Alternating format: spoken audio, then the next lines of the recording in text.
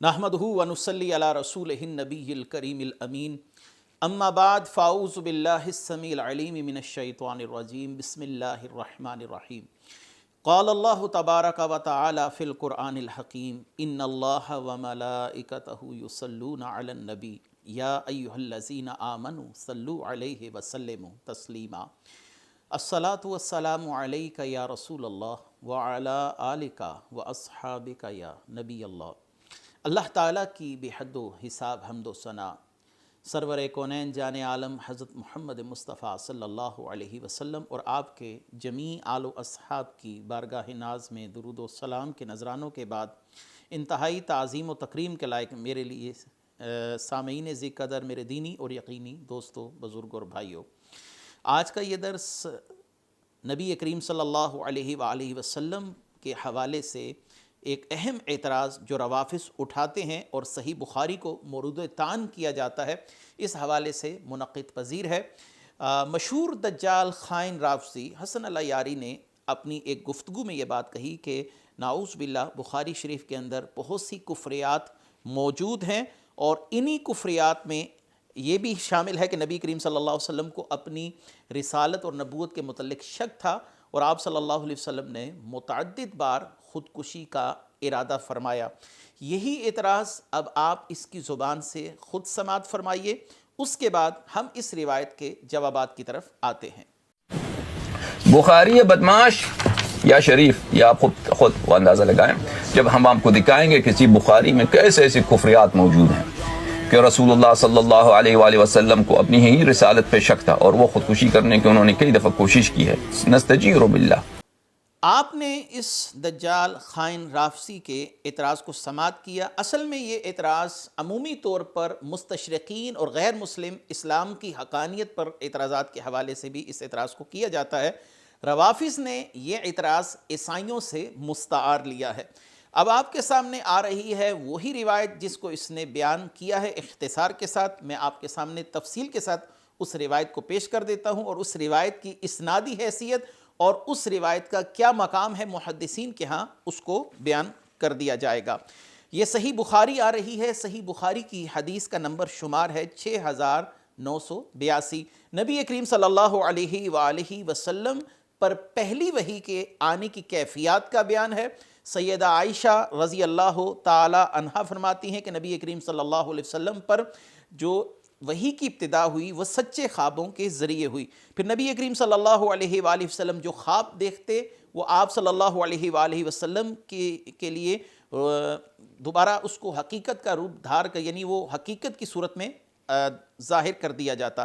نبی کریم صلی اللہ علیہ وآلہ وسلم آپ غار حرا میں تشریف لے جاتے، پھر آپ صلی اللہ علیہ وآلہ وسلم پر پہلی وحی آنے کا بیان ہے۔ سیدنا جبریل علیہ السلام تشریف لائے اور نبی کریم صلی اللہ علیہ وسلم پر پہلی وحی کا نزول ہوا۔ نبی کریم صلی اللہ علیہ وسلم جب واپس تشریف لائے تو آپ صلی اللہ علیہ وآلہ وسلم نے سیدہ خدیجہ الکبریٰ سے فرمایا کہ مجھے چادر اڑا دی جائے، یعنی چادر سے مجھے ڈھانپ دیا جائے۔ آپ صلی اللہ علیہ وآلہ وسلم کو سیدہ خدیجہ الکبریٰ کی طرف سے تسلی دی گئی۔ وہ تسلی کیا تھی کہ آپ کمزوروں کا بوجھ اٹھاتے ہیں، مہمان نوازی کرتے ہیں، اور آپ صلی اللہ علیہ وسلم رشتہ داروں سے ملاپ کر رکھتے ہیں، سچی بات کہتے ہیں۔ اس کے بعد سیدہ خدیجہ الکبریٰ رضی اللہ تعالی عنہا نبی کریم صلی اللہ علیہ وآلہ وسلم کو ورقہ بن نوفل کے پاس لے گئیں، اور ورقہ بن نوفل سیدہ خدیجہ الکبریٰ کے چچا کے بیٹے تھے۔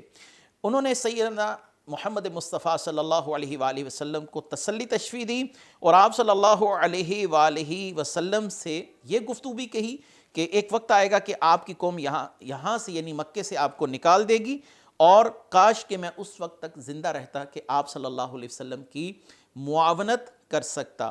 پھر کچھ عرصہ نبی کریم صلی اللہ علیہ وآلہ وسلم پر وحی کا نزول بند ہو گیا، اور آپ صلی اللہ علیہ وآلہ وسلم غمگین ہو گئے۔ یہاں تک تو یہ حدیث مبارکہ کا حصہ ہے جو بخاری شریف میں موجود ہے۔ اب اگلے الفاظ جن کو روافض، مستشرقین اور عیسائیوں کی طرف سے یا ملحدین کی طرف سے بخاری شریف پر اعتراض کے ضمن میں نقل کیا جاتا ہے، یا نبی کریم صلی اللہ علیہ وسلم کی توہین اور نبی کریم صلی اللہ علیہ وسلم کی شان میں گستاخی سے تعبیر کر اور حدیث کا حصہ بنا کر پیش کیا جاتا ہے۔ اب آتے ہیں ہم اس حصے کی طرف۔ آپ کے سامنے بخاری شریف کی وہی روایت ہے اور میں یہاں سے عربی متن پڑھ رہا ہوں.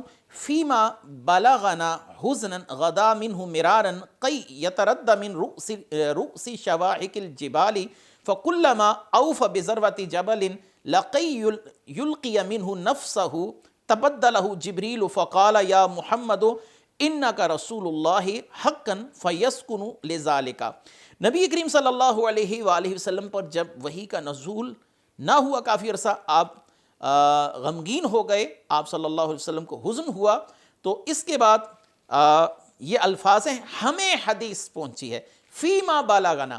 جس حصے پر اعتراض ہے روافض کا اور اس دجال اور خائن رافضی کا، ان الفاظ سے میں حدیث کو پڑھوں. فیما بلغنا حزنا، نبی کریم صلی اللہ علیہ وآلہ وسلم اتنے غمگین ہوئے کہ آپ نے کئی مرتبہ ارادہ کیا. کس بات کا ارادہ کیا؟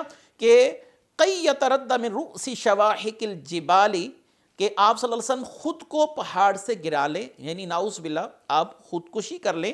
پس جب آپ کسی پہاڑ کی چوٹی پر چڑھتے تاکہ اپنے آپ کو اس پہاڑ کی چوٹی سے گرائیں، تو حضرت جبریل علیہ السلام ظاہر ہوتے، پس کہتے اے محمد صلی اللہ علیہ وسلم بے شک آپ اللہ کے رسول ہیں.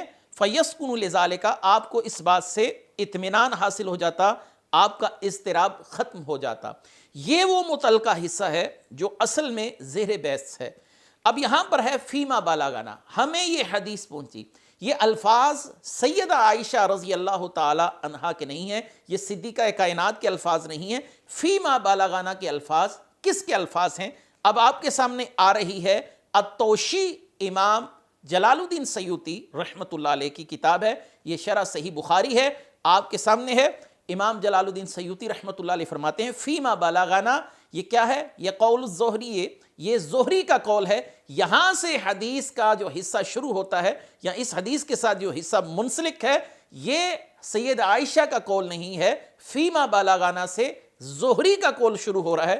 شہاب ابن زہری جو مشہور تابعی ہیں، وہ یہ بات اپنی طرف سے کہہ رہے ہیں، بلا سند کہہ رہے ہیں کہ فیما بلغنا ہم تک یہ بات پہنچی ہے.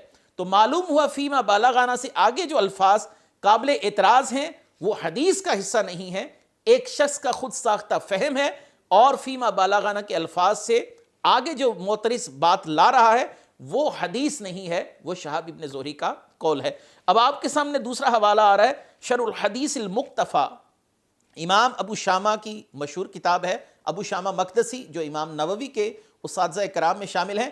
آپ بھی یہی فرما رہے ہیں کہ یہ الفاظ فیما بلغنا یہ زہری کا قول ہے یا زہری کے غیر کا قول ہے، لیکن سیدہ عائشہ رضی اللہ تعالی عنہا صدیقہ کائنات کا قول نہیں ہے. جب آپ نے یہاں تک یہ بات سمجھ لی کہ فیما بلغنا حزنا منہ مرارا، یہاں سے آگے کے الفاظ جو ہیں یہ زہری کے الفاظ ہیں، سیدہ عائشہ رضی اللہ تعالی عنہا کے الفاظ نہیں. تو اب آتے ہیں اس طرف کہ جب زہری یہ بات کہیں کہ رسول اللہ صلی اللہ علیہ وسلم نے یہ بات کہی یا رسول اللہ صلی اللہ علیہ وسلم نے یہ عمل کیا، تو نبی کریم صلی اللہ علیہ وسلم کے حوالے سے شہاب ابن زہری کی بات کو مراسیل کے دائرے میں لے جایا جائے گا، اس کو مراسیل میں شمار کیا جائے گا. یہ مرسل بات کہلائے گی کہ مراسیل ہے کہ کوئی تابعی یہ کہہ رہا ہے کہ رسول اللہ صلی اللہ علیہ وسلم نے یہ کہا یا رسول اللہ صلی اللہ علیہ وسلم نے یہ کیا، کیونکہ یہ بات تو بدیہی ہے، یقینی ہے کہ شہاب ابن زہری نے رسول اللہ صلی اللہ علیہ وسلم کا دور نہیں پایا. اب آتے ہیں ہم آپ کے سامنے مرسل کی تعریف پر کہ مرسل کس کو کہتے ہیں، پھر آتے ہیں مراسیل زہری کی حقیقت کی طرف کہ مراسیل زہری کو محدثین کس نظر سے دیکھتے ہیں. اب آپ کے سامنے مشہور کتاب آ رہی ہے مقدمہ ابن صلاح. حافظ ابن صلاح اس میں کیا فرماتے ہیں؟ کہتے ہیں والمعروف فی الفقہ وعصولہ ان کل ذالک یسمى مرسلا والیہ ذهب من اہل الحدیث ابو بکر الخطیب وقاطع به وقال الا ان اکثر ما یوصف بالارسال من حیث الاستعمال ما رواہ التابعی عن النبی صلی اللہ علیہ وسلم.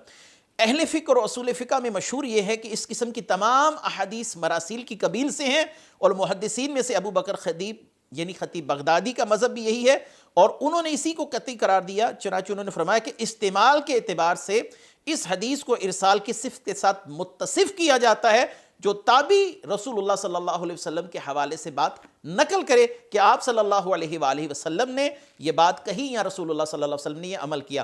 تو معلوم ہوا کہ یہ شہاب ابن زہری کا قول ہے، اور شہاب ابن زہری جو رسول اللہ صلی اللہ علیہ وسلم کے ایک عمل کو نقل کر رہے ہیں، یہ شہاب ابن زہری کی مراسیل کی قبیل سے ہے۔ اب آتے ہیں تدریب الراوی کی طرف۔ امام جلال الدین سیوطی رحمۃ اللہ علیہ کی مشہور کتاب مراسیل کی بحث کے اندر یہ زہری کی مراسیل کے حوالے سے کیا گفتگو کر رہے ہیں، آپ کے سامنے آ رہی ہے تدریب الراوی۔ یہ امام جلال الدین سیوطی کی مشہور کتاب ہے اصول الحدیث پر۔ آپ لکھتے ہیں مراسیل الزہری قال ابن معین و یحیی بن سعید القطان لیس بشیء۔